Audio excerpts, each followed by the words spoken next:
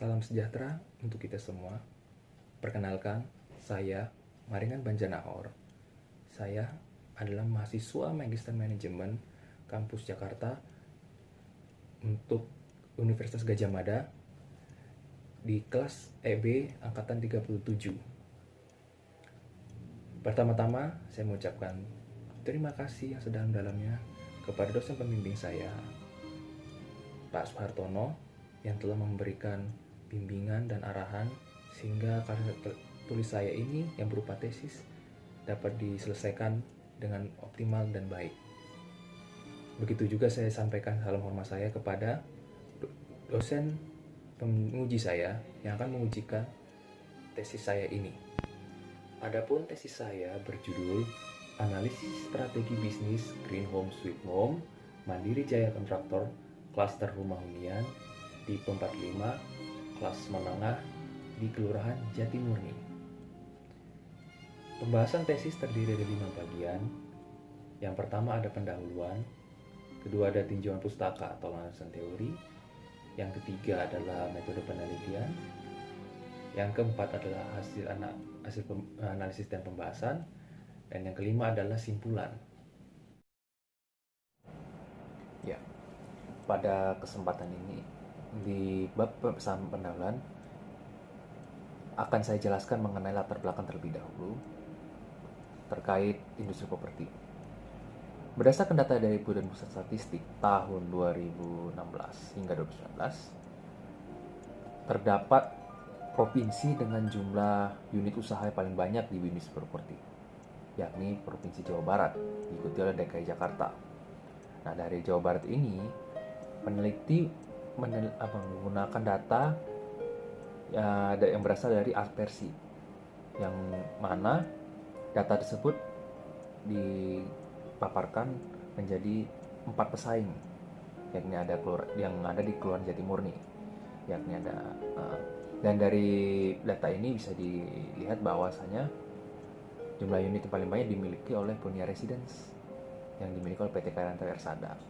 Dan berdasarkan data yang digunakan market share yang diperoleh dari Apersi, yakni Asosiasi Pengembang Perumahan dan Pemigas Indonesia, dan data ini menggunakan data yang dari Jawa Barat, bahwa yang dari tahun ke tahun terjadi ada peningkatan dan penurunan peningkatan lagi. Dan pada tahun 2017 yang mendominasi adalah Indah Residence. Sedangkan pada tahun 2019, Purinda Jatimurni mampu bersaing dengan perusahaan Bunia Residence dengan persentase 11% dan didominasi oleh Kikira Residence, di mana Purinda Jatimurni yang merupakan produk dari Mandiri Jaya Kontraktor selaku perusahaan yang di tempat penelitian dan tempat bekerja peneliti, dapat dilihat bahwa perkembangan jumlah unitnya ada terjadi peningkatan baik dari penjualan maupun pembangunannya. Namun sangat disayangkan terjadi kejomplangan antara jumlah unit terjual dengan jumlah unit yang dibangun. Oleh karena itu, peneliti merumuskan masalah bagaimana menyusun strategi sehingga mendapatkan faktor-faktor atau dengan kata lain faktor-faktor yang akan menjadi acuan untuk membuat strategi supaya bisa bersaing dengan perusahaan kompetitor di Kelurahan Jatimurni. Pertanyaan penelitiannya, faktor-faktor apa saja menjadi faktor kunci dalam persaingan industri hunian tipe 45 untuk kelas menengah? Yang kedua, faktor kunci apa saja yang harus dilakukan manajer kontraktor agar tidak jadi kompetisi yang head to head? Dan yang ketiga, perbedaan bisnis model kanvas dari manajer kontraktor dengan para pesaingnya. Pada bagian ini, peneliti akan menjelaskan mengenai landasan teori atau bisa dibilang dan jawaban pustaka. Pada bagian ini terdiri dari konsep-konsep dan juga analisis yang akan digunakan. Konsep digunakan adalah strategi, di mana menurut Porter, strategi adalah alat untuk mencapai suatu keunggulan bersaing. Lalu diperjelas oleh David bahwa strategi mempunyai konsekuensi multifungsional atau multidivisional serta perlu mempertimbangkan faktor-faktor eksternal dan internal yang ada di perusahaan. Lalu ada konsep dasar bisnis properti, di mana dijelaskan bahwa menurut TNT bahwa bisnis properti dikembangkan sebagai bisnis dengan risiko tinggi namun menghasilkan hasil yang besar. Oleh karena itu, pengembang perlu meningkatkan produk inovatif, standar produk, dan layanan propertinya. Sedangkan untuk analisis, peneliti menggunakan beragam analisis, yakni ada Gini Competitive Strategy, Andes Pestel untuk mengamati faktor-faktor eksternal mempengaruhi bisnis manajer kontraktor. Lalu ada analisis strategi group map, ada analisis daya tarik industri, atau bisa dibilang five porters yang digunakan untuk mengamati kemampuan industri dalam menarik perhatian perusahaan untuk menjalankan usahanya di industri tertentu, dan analisis bisnis model canvas untuk mengetahui keadaan internal dan membandingkannya dengan keadaan internal di perusahaan kompetitor. Pada bagian ini, peneliti menggunakan penelitian kualitatif deskriptif dengan metode wawancara terstruktur dan juga survei pada lapangan. Wawancaranya dilakukan terhadap 13 orang yang terdiri dari 1 orang perwakilan apersi, 4 peserta penjualan dari kompetitor, dan juga konsumen sisanya untuk hunian tipe 45 kelas menengah. Nah, di sini pengumpulan datanya ada 2 macam, ada data primer dan sekunder. Data primer itu menggunakan wawancara dan observasi di lapangan, kayak dengan versinya sendiri, pengusaha kompetitor, dan juga wawancaranya itu sendiri. Lalu yang kedua ada data sekunder, itu ada profil perusahaan, ada yang menggunakan rencana pengembangan perusahaan ke depan, gambaran bisnisnya, lalu modifikasikan pasnya juga, serta menggunakan brosur, internet, dan juga penjualan-penjualan dari situs-situs lain seperti rumah.com contohnya. Lalu metode analisis menggunakan analisis sebelumnya, yakni Gini Competitive Strategy, Five Porter, Pestel, Analisis Strategi Group Map, dan Bisnis Model Canvas. Gambar umum penelitian adalah profil perusahaan. Jadi Mandiri Jaya Kontraktor ini adalah perusahaan yang didirikan pada tahun 2017 oleh Bapak Sulaiman Manjanahor selaku pemilik sekaligus direktur perusahaan. Beliau mempertimbangkan bahwa dengan modal yang dimilikinya selama ini, yakni aset tanahnya, beliau berkeinginan untuk membangun perusahaan di bidang properti dengan susunan organisasi seperti berikut. Direktur oleh Bapak Sulaiman sendiri dan dibantu oleh wakil direktur. Kemudian ada bagian operasi dan juga pemasaran pada bagian ini. Pada bagian ini, saya selaku peneliti akan menjelaskan mengenai hasil analisis, hasil penelitian, dan pembahasan terkait tesis ini. Narasumber yang kami gunakan dalam penelitian ini adalah orang-orang yang terlibat dalam penjualan, yang membeli maupun perwakilan asosiasi. Di sini peneliti memasukkan konsep Green Home Sweet Home yang dicari masyarakat. Hal ini didukung oleh pernyataan konsumen yang ingin mencari rumah yang selain lokasi bisa jangkau, mereka juga membutuhkan lokasi yang ramah lingkungan agar terhindar dari polusi udara dan juga polusi apapun, sehingga menambah kenyamanan. Nah, dari berdasarkan kriteria Green Home Sweet Home, maka Mandiri Jaya Kontraktor melaksanakan kriteria konservasi air dan kesehatan dan kenyamanan indoor. Hal ini terbukti dengan adanya sumur di setiap rumah dalam perumahan Puri Indah Jati Murni.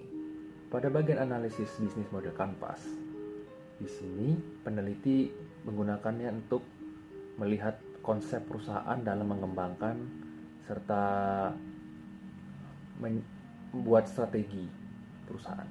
Nah, di samping ini peneliti menyusun berdasarkan data-data yang ada di dalam perusahaan itu sendiri, yang ternyata memang sudah memiliki bisnis model kanvas seperti gambaran di samping, di mana akan digunakan tidak hanya untuk data internal, melainkan juga akan membandingkannya dengan perusahaan-perusahaan kompetitornya sebagai berikut.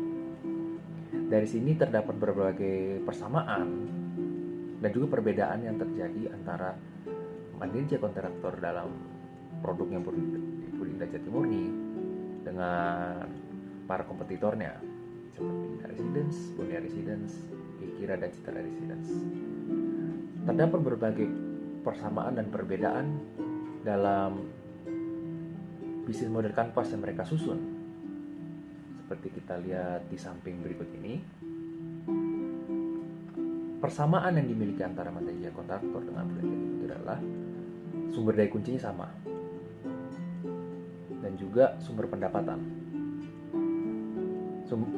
Sumber pendapatan yang dimaksud adalah hanya berdasarkan penjualan rumah saja.